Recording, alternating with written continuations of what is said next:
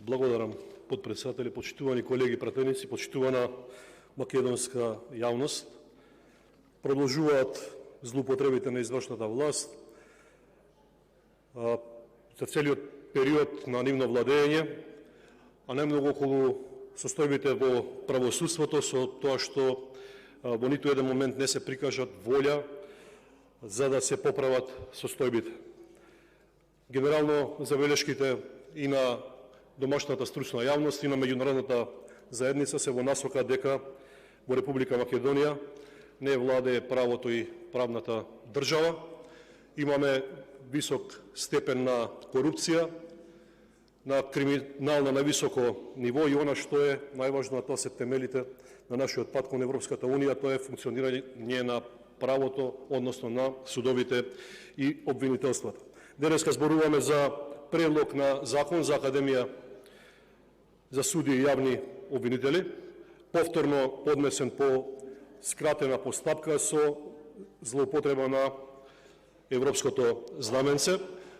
Сите знаеме дека повеќе од 4 години Социјалдемократскиот сојуз и ДУИ го поднесуваат истиот предлог на закон за суди и јавни обвинители со европско знаменце, а при тоа знаеме дека нема никакво усогласување ниту со една регулатива или директива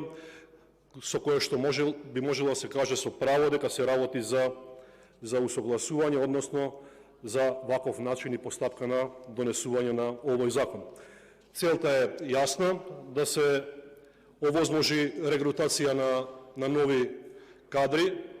кои што се блиски на партиите на власт, посебно на Социјалдемократскиот и на ДУИ, да се регрутираат кадри кои што во наредните години ќе обезбедат некаква сигурност за сегашните криминалци на власт, кои што и tekako го кршат законот и за кои што еден ден ќе треба да одговараат. Лошо е што забелешките за состојбите доаѓаат, како што кажав, и од меѓународната заедница. Тазе се критиките на холандскиот амбасадор кој што упати директни критики дека се работи за висок степен на корупција, дека државата не се справува со високиот криминал и замислете дека имаме нелегитимен судски совет, односно тело кое што треба да работи на ефикасност, на оценување, на избор и разрешување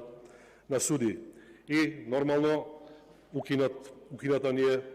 финансиската помош која што требаше да оди директно во судскиот совет и во негово развивање. Актуелни се оставките во судскиот совет и нормално е кога ќе биде посочен прстот од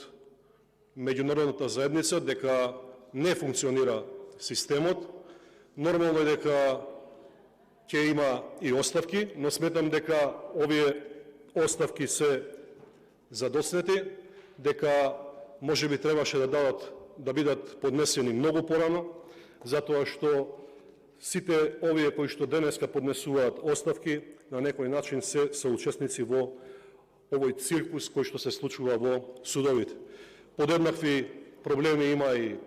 судството, подеднакви проблеми има и обвинителството, секаде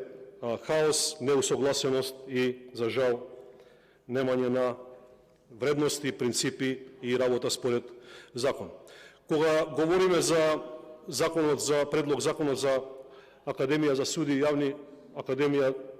јавни обвинители, се работи за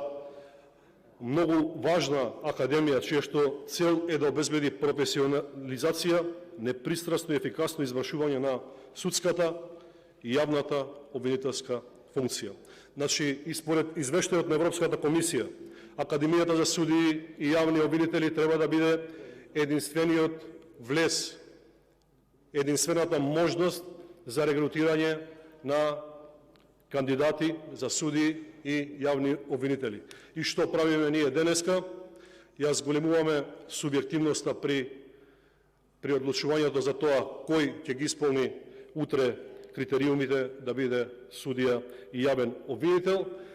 го внесуваме овој елемент во предлог на законот, а се со цел да се изберат подобни кандидати, подобни судии и подобни јавни обвинители, кои што, верувајте, нема да оди во наш прилог. Наместо да се воведе мерит систем, да се организираат јавни дебати, да се формираат стручни тимови во соработка со европските институции, да се консултира стручната јавност, повторно владата поднесува еден закон во скратена постапка, а се со цел истиот да го донесе на брзина, и ќе го донесе, но сепак последиците ќе бидат големи и се надевам дека еден ден ќе има и корекција, но и одговорност за овие постапувања. Кога се зборува понатаму за она што се како генерално забелешки во однос на предлогот на закон за Академија на суди и јавни обвинители,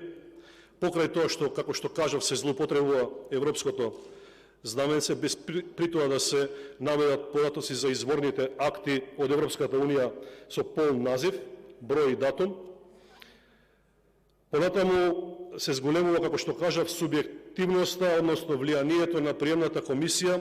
пред која се полага само усмениот дел од испитот,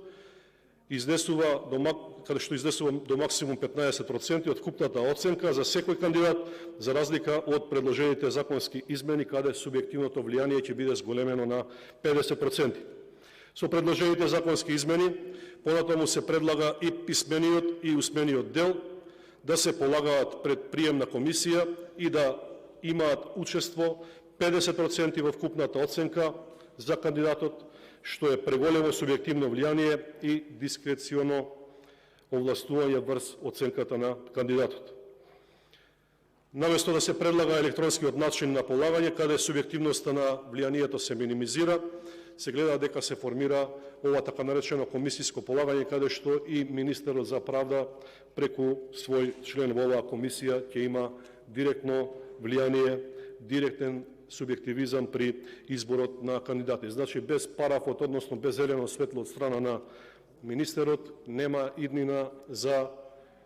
тоа да се изберат кандидати за суди и јавни обвинители кои што се независни, кои што се стручни и совесни и кои што немаат политичка заднина.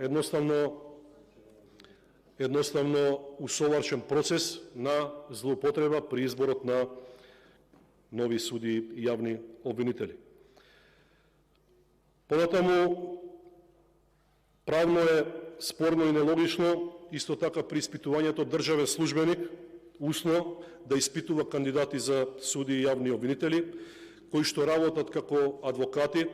стручни судски и јавно обвинителски службеници за практична примена на законите во граѓанско и кривично право, а самиот тој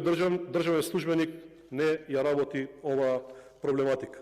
Тука станува збор за тоа колкава е стручната подготовка на испитувачот и таа никогаш не смее да биде пониска од кандидатот кој што треба да полага испит, но очигледно и тоа се случува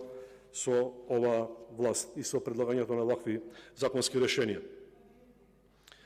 Како што кажав, високиот субјективизам нема да ги отстрани